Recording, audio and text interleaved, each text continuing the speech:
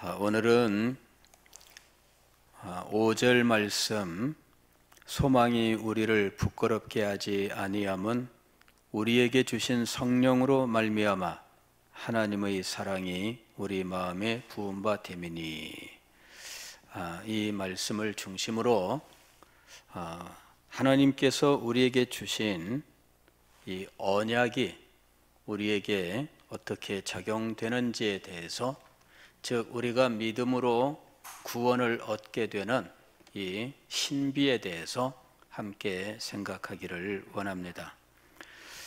유명한 성경 신학자 톰 라이트라고 하는 분은 하나님의 의에 대해서 언약에 신실하신 하나님의 의라고 해석을 했습니다.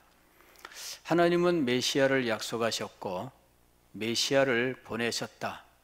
이것이 하나님의 의다, 이렇게 이야기를 하고 있습니다.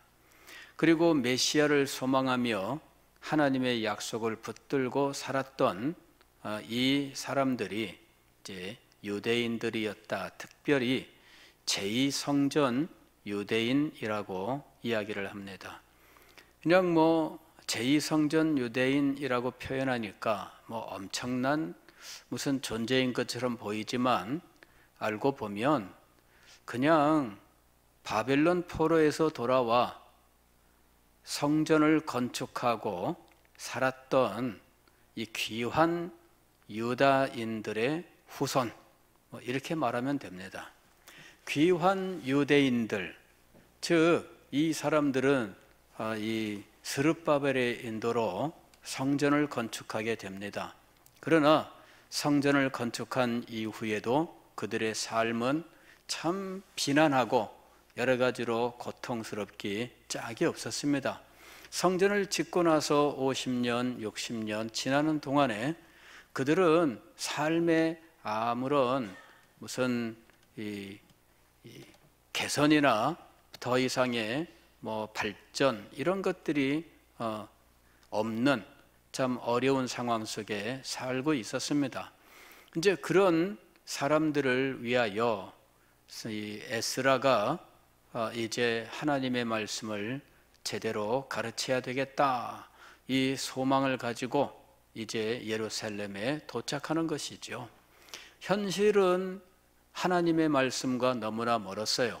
성전은 지었지만 그러나 하나님의 말씀을 제대로 아는 사람이 없고 이 말씀을 제대로 가르칠 수 있는 사람이 없습니다.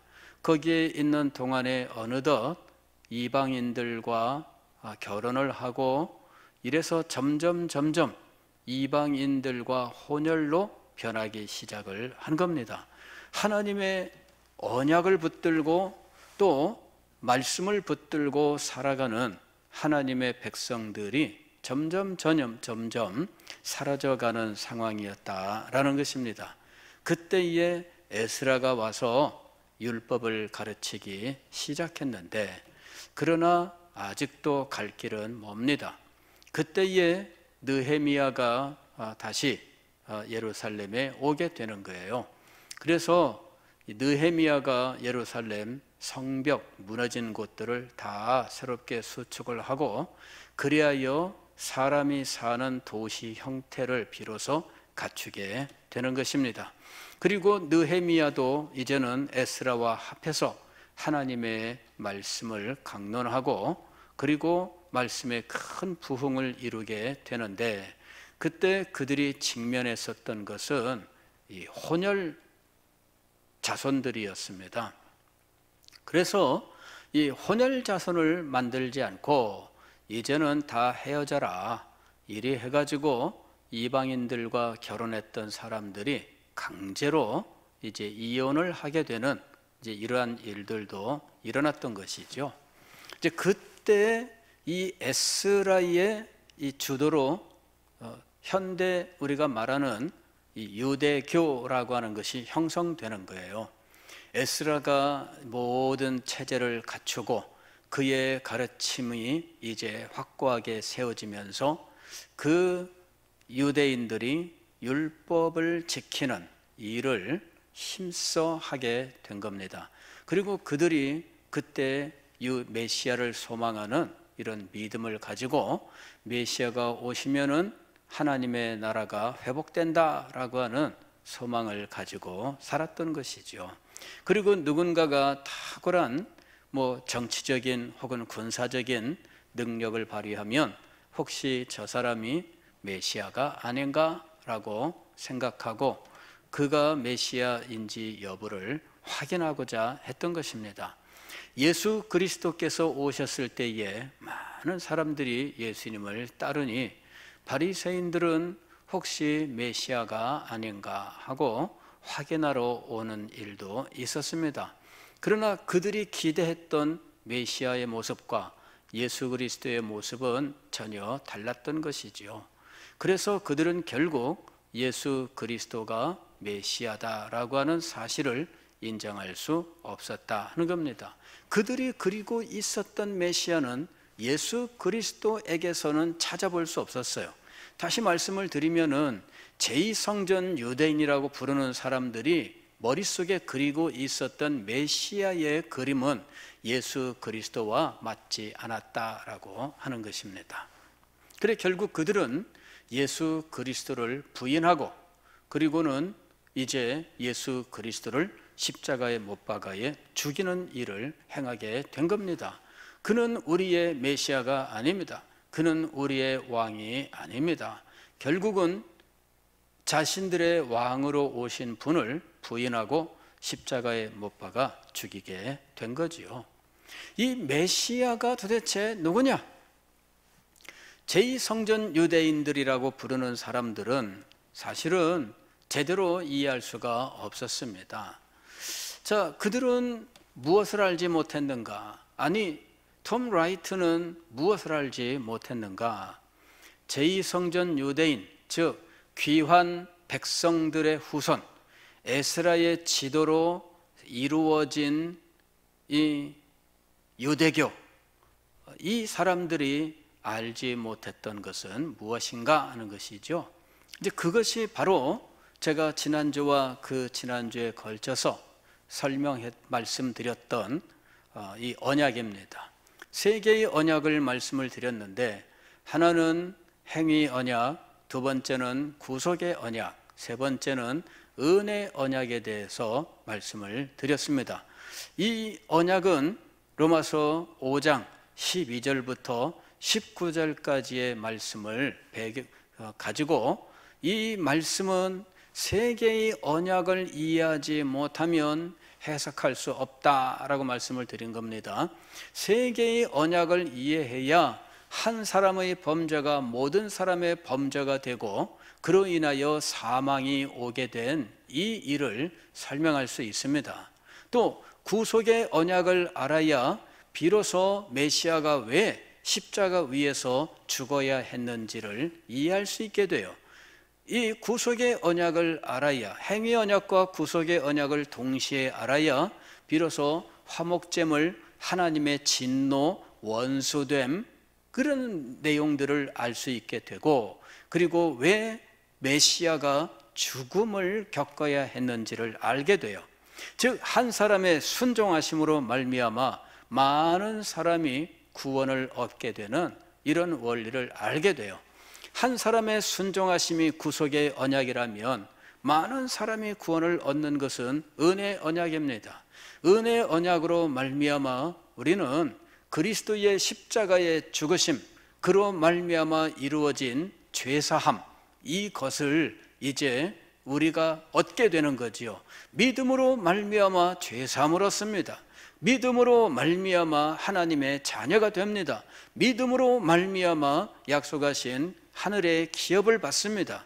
믿음으로 말미암아 우리는 행위 언약을 실천했을 때 그때 얻게 될 영광의 상태로 들어가게 되는 것입니다. 즉 이 행위 언약으로 말미암아 영광을 상실한 이 사람들에게 하나님은 구속의 언약을 통해서 또 은혜 언약을 통해서 영광을 얻을 수 있도록 길을 열어 주셨던 것이지요. 바로 이것이 성경에 나오는 모든 언약의 기초예요.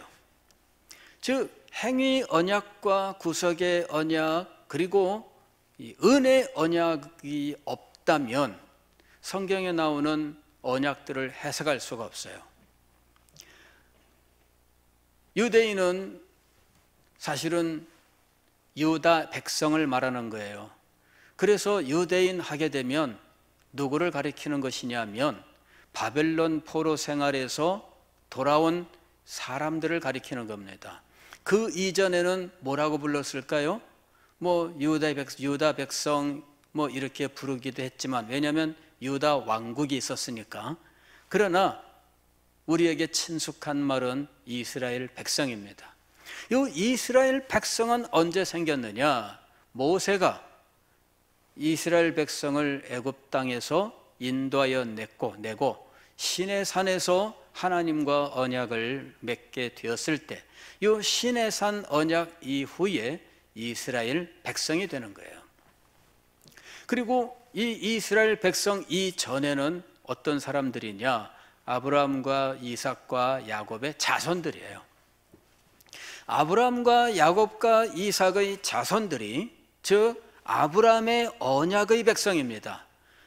언약의 후손입니다. 그런데 그들이 백성이라고 불리우는 순간은 바로 시내산 언약을 맺고 난 이후입니다. 시내산 언약을 맺고 난 이후에 비로소 그들은 백성이 됩니다. 왜냐하면 시내산 언약이 백성의 언약이에요.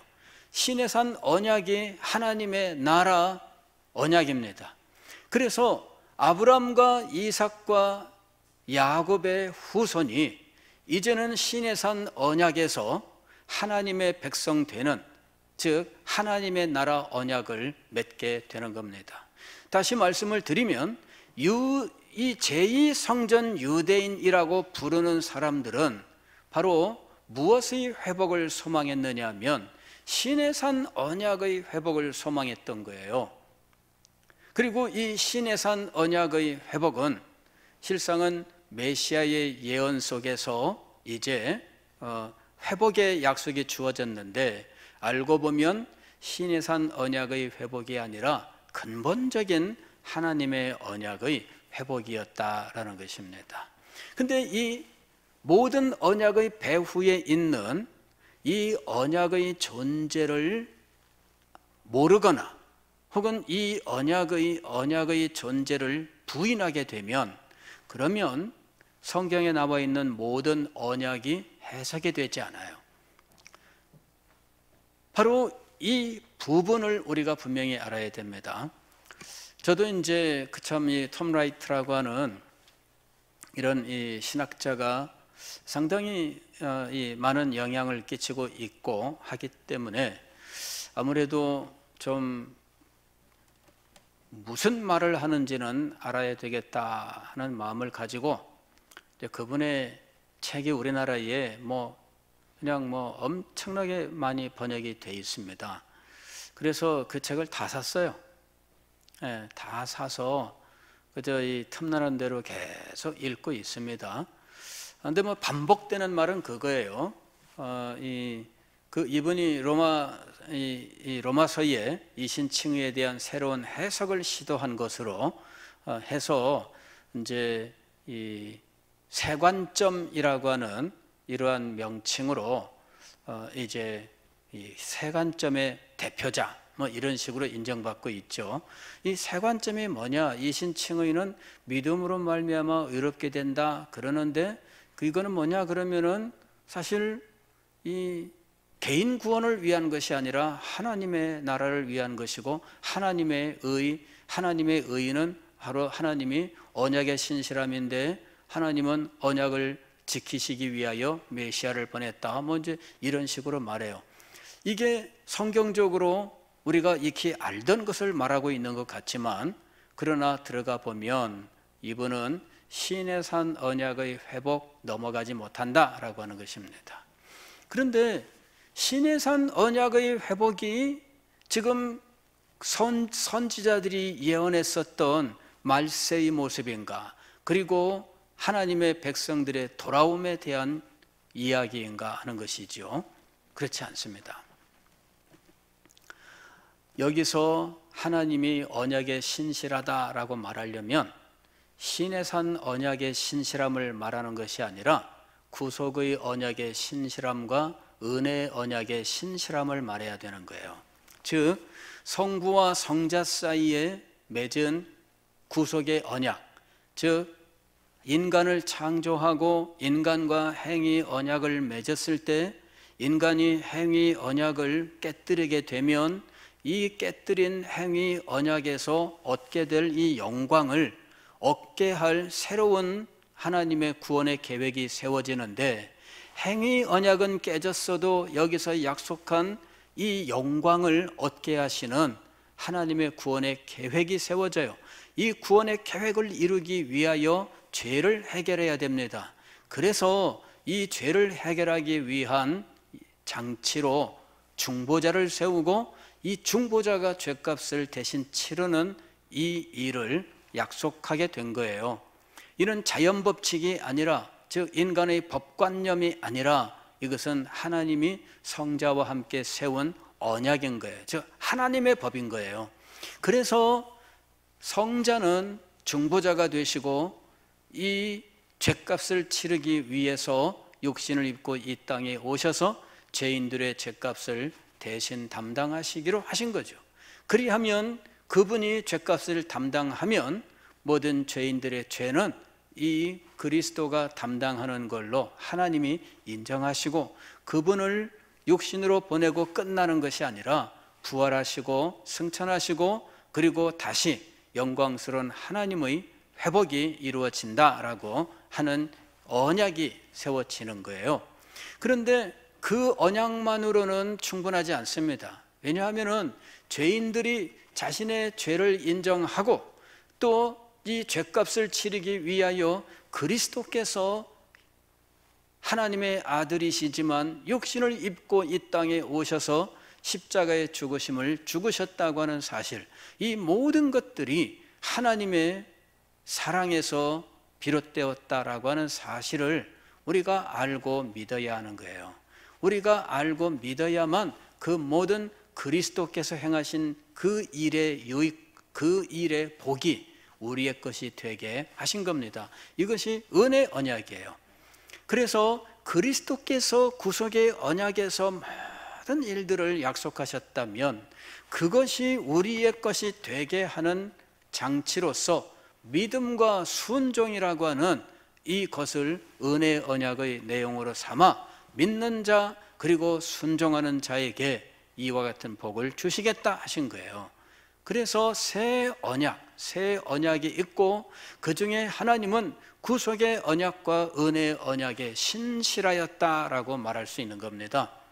즉 하나님께서 언약에 신실했다라고 말하는 것은 신의 산 언약을 말하는 것이 아니라 알고 보면은 그 신의 산 언약이 나오는 배후에 있는 샘 근원이 되는 구속의 언약과 은혜의 언약에 신실했다는 것입니다. 성자도 구속의 언약에 신실하여 십자가 위에서 돌아가신 거예요. 그리고 하나님이 그 구속의 언약에 신실하여 그리스도의 죽으심을 우리 죄인들의 죽으심으로 인정해 주기로 하신 겁니다.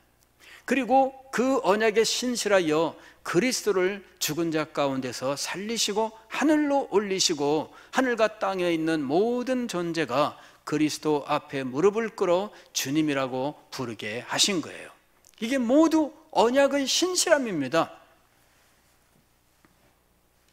그리고 믿는 자가 죄사함과 하나님의 자녀됨과 기업의 상속자로서 영광스럽게 된다고 하는 것도 역시 은혜의 언약에 신실하여 우리에게 그것을 허락하시는 거예요. 하나님의 언약의 신실함이란 바로 이렇게 신의 산 언약의 신실함을 말하는 것이 아니다라는 것입니다.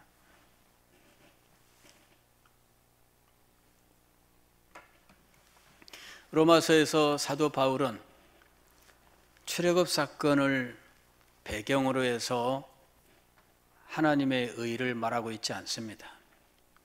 로마서 5장 12절 이하에서 한 사람의 범죄가 모든 사람의 범죄, 그와 똑같은 죄를 짓지 아니한 모든 자들이 동일한 범죄자가 되는 원리에 대해서 아무도 우리 중에 선악과를 따먹은 사람이 없는데 아담과 똑같은 죄를 지은 자로 인정받는 이 법칙에 대해서 말씀하고 있어요. 우리는 아무도 선악과를 따먹지 않았어요. 근데 아담과 동일한 범죄자입니다. 어떻게 그 일이 일어났을까요? 이게 행위 언약 때문입니다. 그리고 우리가 모두 죽음에 이르게 됩니다. 모두 죽음에 이르게 된 이유는 무엇일까요? 우리가 모두 범죄자가 되었기 때문이에요. 우리가 모두 범죄자가 된 이유는 무엇일까요? 행위 언약이 깨어졌기 때문이에요. 이 행위 언약은 누가 깨뜨렸을까요? 한 사람, 아담이 깨뜨린 거예요. 이 원리는 바로 지금 사도 바울이 여기서 힘써 논증하고 있는 겁니다. 이건 출애굽 사건이 아니에요. 제2성전 유대인하고 아무 상관이 없습니다. 한 사람 예수 그리스도의 희생, 그 순종하심으로 많은 사람이 구원을 얻습니다. 왜 모든 사람이 구원을 얻는 것이 아니라 많은 사람이 구원을 얻을까요? 아담 때와는 달리 그게 바로 은혜 언약입니다. 그리스도의 십자가의 죽으심이 믿는 자에게 적용되는데 모든 자가 믿는 자가 아닙니다.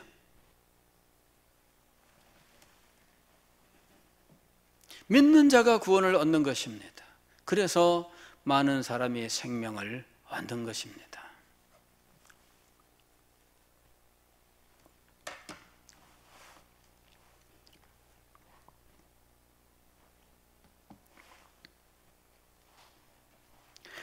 오늘 우리가 읽은 로마서 5장 1절로 5절까지는 이와 같은 영광의 복음, 이게 바로 복음입니다. 우리가 복음이라고 말하게 되면 이 새 언약을 말하는 거예요. 행위 언약, 구속의 언약, 은혜의 언약을 복음이라고 부르는 겁니다.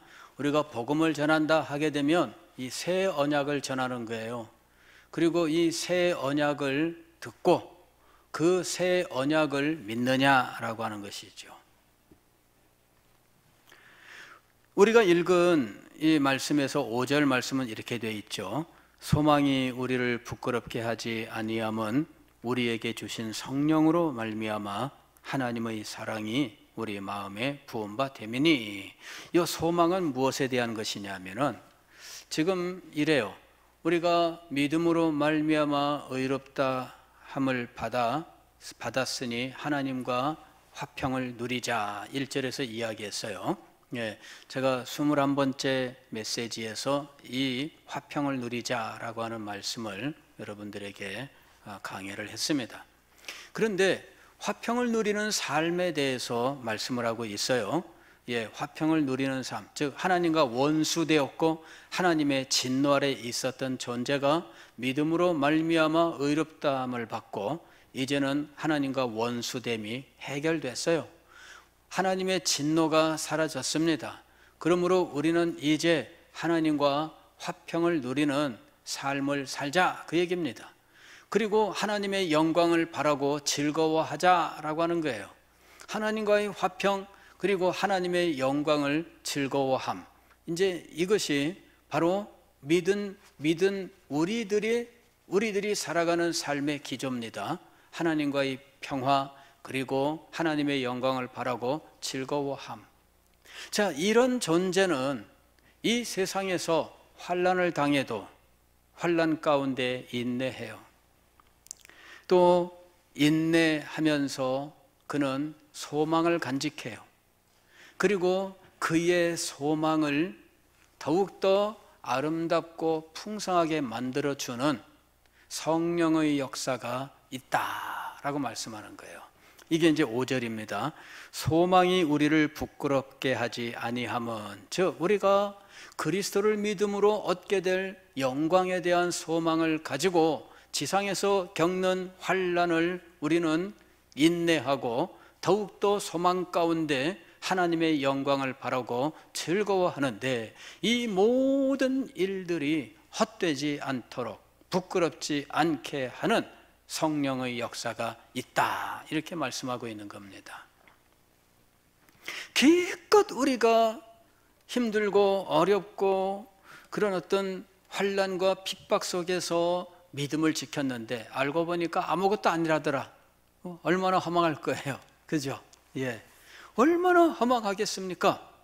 그런데 이것이 헛된 소망이 아니라고 하는 것을 우리가 알게 하는 성령의 역사가 있다라는 것입니다.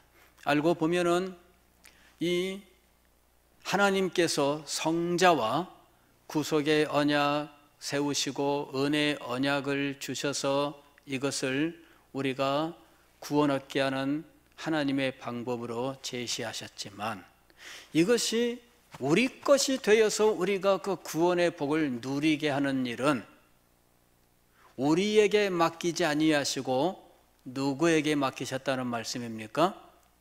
성령에게 맡기셨다는 거예요. 이게 놀라운 일입니다. 자, 이 복음을 듣고 그것을 믿음으로 복음이 약속한 모든 복을 받아 누려야 되는데 그 믿고라고 하는 이 일을 우리에게 맡기지 않으셨다는 이야기입니다. 아니, 믿음이 우리의 마음에서 일어나는 일인데 어떻게 우리에게 맡겨진 것이 아닐까요? 이것이 바로 신비예요. 사도 바울은 에베소서 2장에서 하나님의 선물이다 이렇게 이야기를 합니다. 믿음은 하나님의 선물이다 이렇게 이야기를 해요. 그러면서 믿음을 가지고 아무도 자랑하지 못하게 하려고 그렇게 하셨다라고 이야기합니다. 믿음이 우리에게 속한 일이었으면 우리가 믿게 된 우리 자신을 자랑해야 돼요. 그러나 이것이 하나님의 선물이고 우리는 아무것도 이 믿음에 대하여 행한 것이 없다면 내가 믿는 그것이 나의 공로가 될 수가 없습니다. 행위에서 난 것이 아니니 라고 이야기했습니다. 우리 인간 나에게서 난 것이 아닙니다. 성부와 성자의 언약이 우리의 것이 되게 하는 이 일을 하나님은 누가 담당하게 하셨는가? 성령이 담당하게 하셨습니다. 그래서 구원론은 성령론이 되는 겁니다. 왜? 우리의 구원은 누구의 사역이에요? 성령의 사역이에요. 그리스도께서 행하신 모든 일들이 우리의 것이 되게 하는 이 일이 구원론입니다. 그런데 이 일은 누가 행하시는 일일까요? 성령이 행하시는 일입니다. 우리가 복음을 듣고 들은 바 그 복음이 우리의 마음에 적용되기 시작하는 모든 일들이 성령의 역사예요. 자, 믿음은 우리 속에서 어떻게 일어나는가? 우리는 그 과정을 그리스도를 영접하는 것으로 표현합니다. 요한복음 1장 12절 보면은 영접하는 자 곧 그 이름을 믿는 자들에게는 이라고 이야기해서 믿음과 영접을 같은 것으로 진술하고 있습니다. 영접이란 무엇이냐면은 인격적인 행동을 말하는 거예요. 인격적인 행동은 무엇이냐면은 영접하는 그 사람의 마음속에서 일어나는 여러 가지 그의 인격적인 작용을 말합니다. 먼저 지적인 작용이 있고 정서적인 작용이 있고 의지적인 작용이 있습니다. 이게 이제 소위 우리가 지정의라고 부르는 이 작용이 우리 속에서 일어나요. 그래야 영접을 하는 겁니다. 그렇지 않으면 영접이 안 돼요. 제가 어디를 갔는데 어떤 사람이 저를 모르기 때문에 그냥 대충 맞이합니다. 안녕하세요 그랬더니 예, 뭐 별로 그렇게 반갑지도 않고 공손하지도 않고 그냥 대충 그랬어요. 그래서 제가 이제 이야기했습니다. 예, 제가 누구누구입니다. 했더니 아이고 그러세요 하면서 갑자기 태도가 바뀌는 거예요. 이쪽으로 오세요 목사님. 처음에 맞이하는 건 영접이 아니에요. 그런데 알고 보니까 어때요? 아이고 목사님 제가 몰라 뵀습니다 그러면서 갑자기 태도가 바뀌더니 이 뭐예요? 그 사람 속에서 무슨 변화가 일어난 거예요. 아, 지금 앞에 있는 이 사람이 누구다. 그리고 그 사람에 대해서 자기가 알게 되니까 내가 당연히 이렇게 해야 되겠다라고 하는 마음이 일어나서 갑자기 태도가 변하더니 아주 친절하게 안내를 하고 공손하고 겸손하게 변하는 거예요. 이게 영접이에요.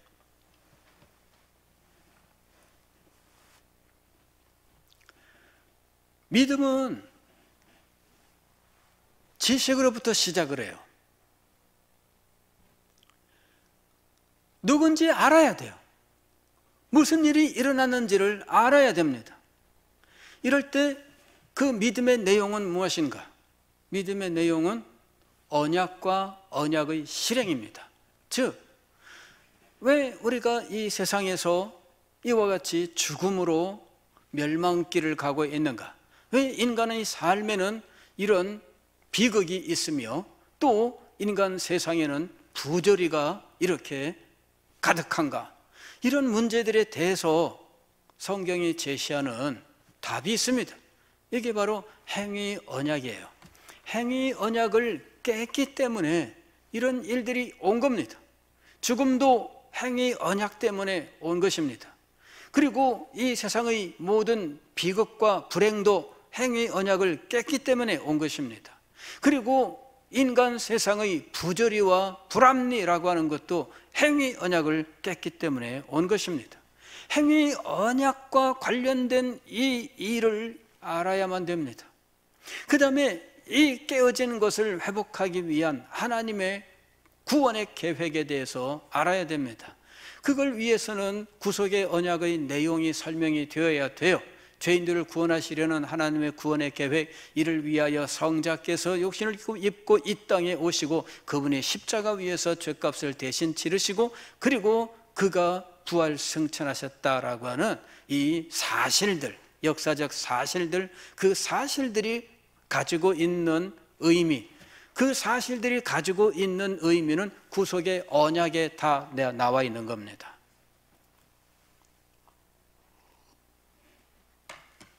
그리고 드디어 회개하고 예수 그리스도를 자신의 구주로 믿어라 라고 하는 이 부분입니다. 이게 은혜의 언약에 대한 거예요. 이와 같은 복음이 그에게 지식으로 전달이 돼야 돼요. 이런 지식이 없이 교회 나오는 것으로 믿음이 이루어지는 게 아닙니다. 이런 복음의 지식이 없이, 즉 행위 언약과 구속의 언약과 은혜의 언약에서 말씀하고 있는 이 모든 일들, 이 언약을 성취하기 위한 그리스도 성육신과 십자가와 죽으심과 부활과 승천에 대해서 알지 못한다면 안 됩니다. 지식이 있어야 돼요. 그리고 이 지식이 그에게 납득이 돼야 돼요. 아, 그래, 그렇게 된 거군요. 그렇게 된 거군요. 자기가 마음속으로 인정해야 돼요. 그래야 우리는 그것을 깨달음이라고 부르는 겁니다. 마음속에서 비로소 내가 납득이 돼. 아, 그게 그렇게 된 거네요. 그 순간 갑자기 쫙 하니 막혀있던 것들이 다 열리는 거예요. 아, 그렇게 된 거군요.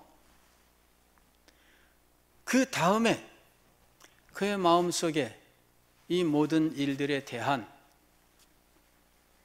감동이 일어나는 거예요. 마음의 움직임이죠. 감동이. 마음의 움직임이요. 즉 감정의 움직임입니다. 행위 언약을 깨뜨리고 죄인이 되고 사망의 멸망에 처하고 온갖 비극과 그리고 불합리와 부조리의 세상에서의 삶, 그 모든 원인이 죄 때문이라고 하는 사실이 못내 가슴속에 아픔이 돼요. 그래서 그 마음속에서 자기 죄, 그리고 이 죄의 부패로 오염 속에서 자기가 지었던 모든 죄에 대하여 뉘우치고 그 죄를 애통해하는 이와 같은 일들이 그의 마음속에서 일어나게 되는 거예요. 이것이 그가 진정으로 복음을 깨달았다는 증거입니다. 복음을 진정으로 깨달은 증거는 무엇인가? 자신의 죄에 대한 애통이에요. 자신이 얼마나 하나님의 영광과 떨어져 있는지 그 절망적인 상태에 대한 애통함이에요. 이런 애통함이 그가 이 진리 지식을 깨우쳤다라고 하는 증거인 것입니다. 그래서 그는 한없이 자신의 죄를 회개하는 이런 일들을 진행하게 되는 거예요. 가슴을 치고 땅을 치고 통곡하고 눈물을 흘리고 자기 자신을 괴롭히는 거예요. 나 같은 죄인, 이 벌레 같은 자, 이러면서 정말 이 하나님 앞에서 자기를 비하하고 또 비하하는 이와 같은 일들을 경험하게 되는 거예요. 이게 참된 깨달음의 증거입니다. 그리고 어느 순간 그는 그리스도를 바라볼 수 있게 돼요.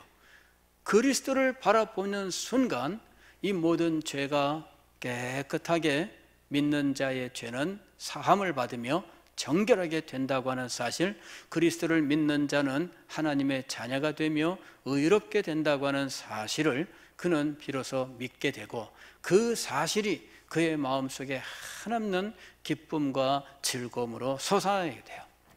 조금 전까지 한없이 눈물을 흘리고 고통스러워하던 사람입니다. 며칠 동안 그냥 한없이 괴로워하고 세상이 무너진 것 같은 이런 표정과 한숨 속에서, 눈물 속에서 살던 사람입니다. 그러나 어느 순간 이 사람이 완전히 변화되는데 콧노래를 부르고 찬송을 부르고 발걸음도 가볍게 살아가는 거예요. 왜냐하면 그에게 복음의 깨달음이 있었기 때문입니다. 진리 지식이 그에게 깨달음으로 진정으로 임하게 되면 이렇게 한순간에 변덕스러운 존재가 되는데 하늘의 기쁨이 그에게 막 넘쳐나게 돼요. 온 세상이 아주 밝게 빛나게 되고요, 온 세상이 새롭게 변화된 것 같아요. 바로 조금 전까지는 절망이 나에게 있었지만 그러나 한순간에 변화되는 겁니다. 그리고 나는 이제부터 예수 그리스도를 내 구주로 모시고 하나님의 뜻 안에 살겠다. 전적으로 하나님을 의지하고 하나님의 영광을 위해 살기로 그의 마음에 삶의 목적과 그리고 삶의 가치가 변하게 되는 거예요. 그런데 이 모든 일들은 내가 하는 것이 아니다. 내가 하는 것이 아니다. 이것이 믿음은 하나님의 선물이다 라는 말씀의 의미입니다. 누가 이 일을 행하는 것일까요? 성령께서 행하시는 일입니다. 성령께서 우리에게 복음을 듣고 깨닫게 하시되 그 깨달음이 우리의 정서와 우리의 의지 가운데 계속해 역사하여 우리의 모든 것이 한순간에 변화되게 하셔요. 그리고 그 은혜 가운데 살아갈 수 있게 하셔요. 중생, 회개, 믿음, 성화의 삶 모두 성령의 역사예요. 그런데 이 성령께서 이 모든 일들을 행하실 때 우리에게 압도적으로 깨닫게 하시는 일이 무엇인가 하는 것이죠.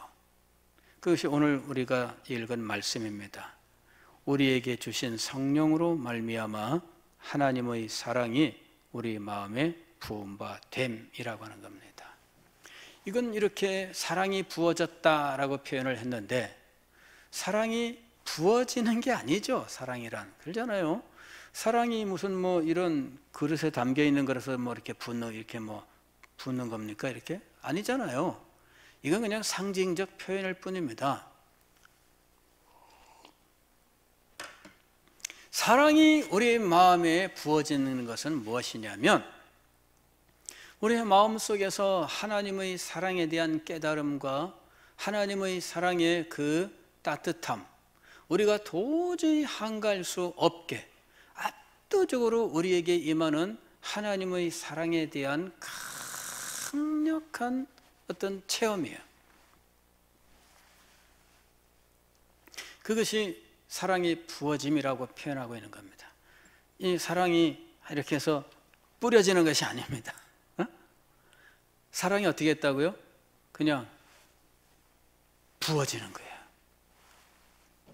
이건 뭐냐면은 우리의 마음속에서 하나님의 사랑이 한가할 수 없는 힘으로 우리에게 확 밀려 들어오는 거예요. 그래서 하나님의 사랑이 몸서리 쳐지도록 막 우리의 마음속에서 막 깨달아지는 거예요. 그 순간 우리는 그 사랑 앞에 할 말이 없어요. 모두 굴복할 수밖에 없습니다. 오 하나님 하면서 엎드리는 거예요.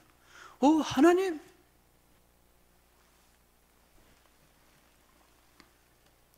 그러면서 비로소 우리는 복음이 우리에게 아주 강력하게 깨달아지는 거예요. 하나님의 구원의 계획의 전모가 우리의 눈앞에 찬란하게 펼쳐지는 거예요. 하나님의 사랑이 우리에게 압도적으로 밀려 들어올 때 일어나는 일입니다.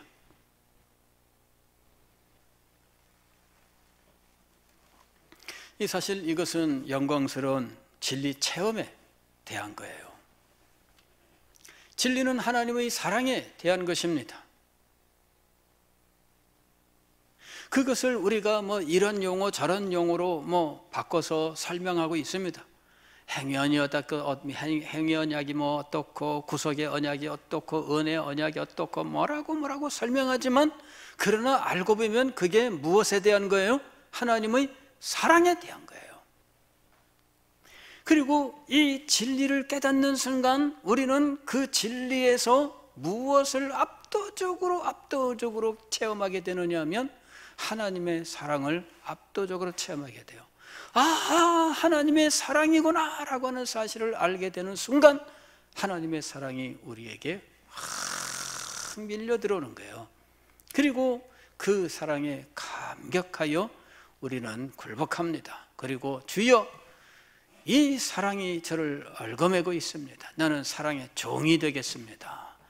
그리고 주님 앞에 자신의 모든 것을 드리고 주님만을 위해서 살겠습니다 라고 고백하게 되는 것입니다. 그가 왜 하나님 앞에 자기의 모든 것을 다 드릴까요?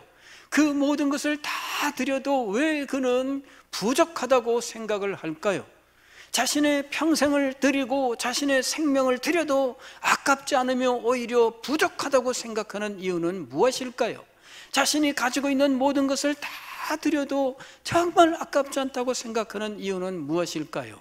그건 하나님의 사랑이 그의 마음에 감동적으로 밀려 들어와서 이 사랑 앞에는 아무것도 비교할 수 없다라는 이와 같은 마음이 들었기 때문이죠.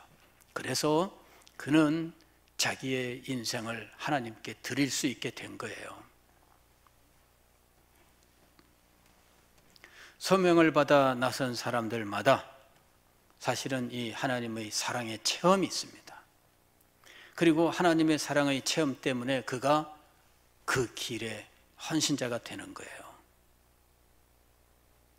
하나님의 사랑의 압도적인 체험이 없다면 그는 하나님 앞에 아무것도 드릴 수가 없습니다.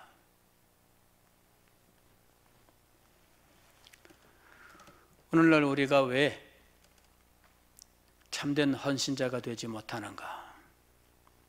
하나님의 사랑이 우리 마음에 부어졌는데 이게 슬금슬금 다 빠져나갔어요. 하나님의 사랑이 우리에게 다시 부어지기를, 그리하여 하나님의 사랑이 우리의 마음속에 가득 채워지기를, 하나님의 사랑에 대한 감격이 우리의 영혼을 주장하기를, 하나님의 사랑에 감격하여 우리의 모든 것을 바쳐 아깝지 아니하고 머뭇거리지 아니하고 모든 것을 바쳐 헌신하는 은혜로운 자리에 우리가 다시 나가야 합니다. 주님께서 그 사랑에 감복하여 살아가는 자에게 한량없는 은혜, 능력을 허락해 주실 것입니다.